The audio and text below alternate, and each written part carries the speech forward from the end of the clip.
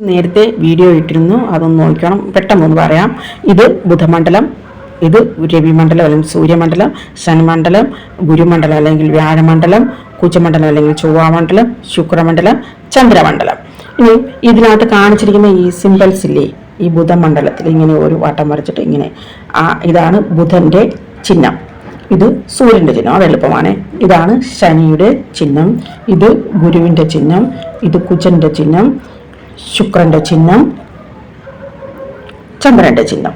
ചന്ദ്രന്റെ ചിഹ്നവും സൂര്യന്റെ ചിഹ്നവും എളുപ്പമാണ്.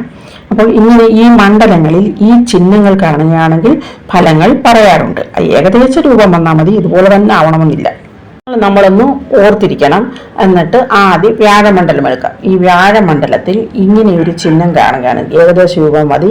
ഇങ്ങനെയൊരു ചിഹ്നം കാണുകയാണെങ്കിൽ എല്ലാ കാര്യങ്ങളിലും വിജയവും നമുക്ക് എല്ലാ ഐശ്വര്യങ്ങളും വരുമെന്നാണ് പറയുന്നത്. ഇതിൻ്റെ പകുതിയായാലും മതി ഐശ്വര്യമാണ്. അപ്പോൾ ഇത് ഫുള്ളായിട്ടുണ്ടെങ്കിൽ വളരെ ഐശ്വര്യമാണ് ഫലം. വ്യാഴമണ്ഡലത്തിൽ ഈ ശനി ചിഹ്നമാണ് കാണുന്നതെങ്കിൽ ഇങ്ങനെയാണ് കാണുന്നത്, ഇവിടെ ഈ ചിഹ്നം ഇവിടെയാണ് കാണുന്നതെങ്കിൽ നമുക്ക് വളരെയധികം കോൺസെൻട്രേഷൻ ഉണ്ടായിരിക്കും. അതുപോലെ തന്നെ ഈ ജ്യോതിഷം അതുപോലെയൊക്കെയുള്ള ശാസ്ത്രങ്ങളിൽ താല്പര്യവും ഉണ്ടായിരിക്കും.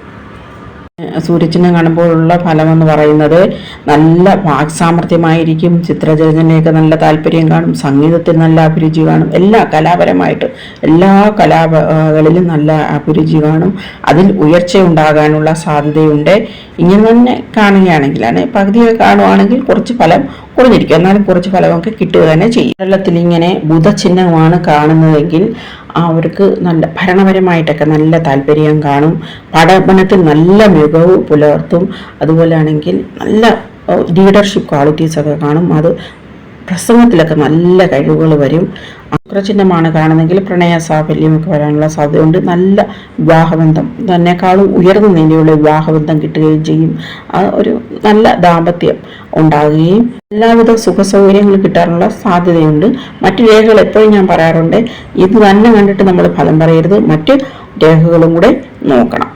ഗുരുമണ്ഡലത്തിൽ അല്ലെങ്കിൽ വ്യാഴമണ്ഡലത്തിൽ ഇങ്ങനെ ചന്ദ്രചിഹ്നമാണ് കാണുന്നതെങ്കിൽ ഒരു അർത്ഥവൃത്താകൃതിയല്ലേ ഇത്. ഞാൻ ഈ ചിഹ്നം ആരുടെയും കയ്യിൽ കണ്ടിട്ടില്ല.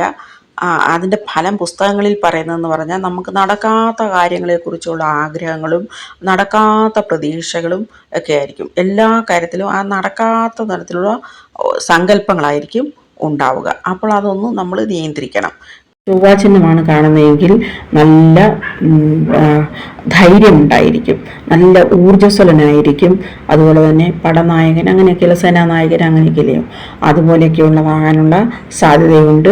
വ്യാഴമണ്ഡലത്തിൽ ചന്ദ്രചിഹ്നമാണ് കാണുന്നതെങ്കിൽ അത്ര നല്ല ഫലമല്ല പറയുന്നത്. വ്യാഴമണ്ഡലത്തിൽ പറഞ്ഞതുപോലെ അനാവശ്യമായ ചിന്തകൾ, നടക്കാത്ത സ്വപ്നങ്ങളൊക്കെ ഉണ്ടാവും, ഒരു ബുദ്ധിശൂന്യമായിട്ടുള്ള ഒരു പെരുമാറ്റങ്ങൾ ഉണ്ടാകും, പിന്നെ അതുപോലെയുള്ള ഭാവനകൾ ആയിരിക്കും. അതുപോലെ പ്രേമത്തിലൊക്കെ പരാജയങ്ങളൊക്കെ ഉണ്ടാകാനുള്ള സാധ്യതയുണ്ട്. ഇങ്ങനെ വ്യാഴചിഹ്നമാണ് ചന്ദ്രമണ്ഡലത്തിൽ കാണുന്നതെങ്കിൽ നല്ല സ്ഥാനമാനങ്ങളൊക്കെ ഉണ്ടാവുമെങ്കിലും നല്ല കഴിവുകളൊക്കെ ഉണ്ടാകുമെങ്കിലും അനാവശ്യമായ ചിലവുകൾ കൊണ്ട് വളരെയധികം ദൂഷ്യഫലങ്ങളും വന്നു ചേരുന്നതായിരിക്കും. അതായത് ഈ വ്യാഴചിഹ്നം ചന്ദ്രമണ്ഡലത്തിൽ വരുമ്പോഴോ അല്ലെങ്കിൽ ചന്ദ്രചിഹ്നം വ്യാഴമണ്ഡലത്തിൽ വരുമ്പോഴോ അത്ര നല്ല ഫലങ്ങൾ നമ്മൾ പറയുന്നില്ല.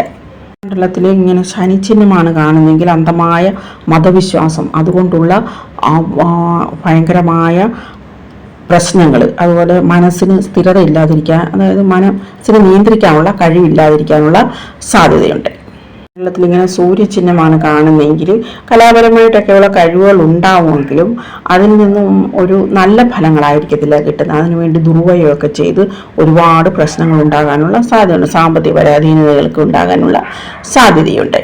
ഇനി ഇങ്ങനെ ബുധചിഹ്നമാണ് ചന്ദ്രമണ്ഡലത്തിൽ കാണുന്നതെങ്കിൽ അതിൻ്റെ ഫലമെന്ന് പറയുന്നത് അത്യാഗ്രഹം, ഭയങ്കരമായിട്ടുള്ള അത്യാഗ്രഹം, അതുമൂലമുള്ള സാമ്പത്തിക തകർച്ച വരണം. അതായത് ചന്ദ്രമണ്ഡലത്തിൽ മിക്കവാറുമുള്ള ചിഹ്നങ്ങളെല്ലാം തന്നെ ദൂഷ്യഫലങ്ങളാണ് തരിക. മണ്ഡലത്തിൽ ഇങ്ങനെ ഒരു കുജചിഹ്നമാണ് കാണുന്നതെങ്കിൽ വളരെയധികം സൂക്ഷിക്കണം. മനസ്സിൻ്റെ നിയന്ത്രണം വളരെയധികം പ്രധാനമാണ്. മാനസികമായിട്ട് നിയന്ത്രണം ഉണ്ടാകാനായിട്ട് യോഗ അതൊക്കെ പ്രാക്ടീസ് ചെയ്യേണ്ടത് വളരെയധികം അത്യാവശ്യമാണ്. കാരണം ഇത് വളരെ അപകടം പിടിച്ച ഒരു ചിഹ്നമാണ്. ഇങ്ങനെ ഒരു ചിഹ്നം കാണുകയാണെങ്കിൽ അപ്പോഴേ നമ്മൾ മനസ്സിനെ നിയന്ത്രിക്കേണ്ട കാര്യങ്ങളൊക്കെ ചെയ്യണം. ഇനി ചന്ദ്രമണ്ഡലത്തിൽ ഇങ്ങനെ ശുക്രചിഹ്നമാണ് കാണുന്നതെങ്കിൽ അത് വളരെ നല്ലതാണ്. ഭരണപരമായിട്ടുള്ള കഴിവുകളൊക്കെ, സുഖസൗകര്യങ്ങൾ കിട്ടുക, അതുപോലെ ആണെങ്കിൽ ഈ ഡിറ്റക്റ്റീവുകളൊക്കെ ഇല്ലേ, അവർക്കൊക്കെ ഇങ്ങനെ ഒരു ചിഹ്നം വരുന്നത് വളരെയധികം നല്ലതാണ്. നല്ല വാഹനങ്ങളൊക്കെ കിട്ടാനുള്ള സാധ്യത, അങ്ങനെ വളരെയധികം നല്ല ഒരേ ഒരു ചിഹ്നമേ ഉള്ളൂ ഈ മണ്ഡലത്തിൽ നല്ലതെന്ന് പറയാൻ, അത് ശുക്രചിഹ്നമാണ്. ഓം നമഃ ശിവായ.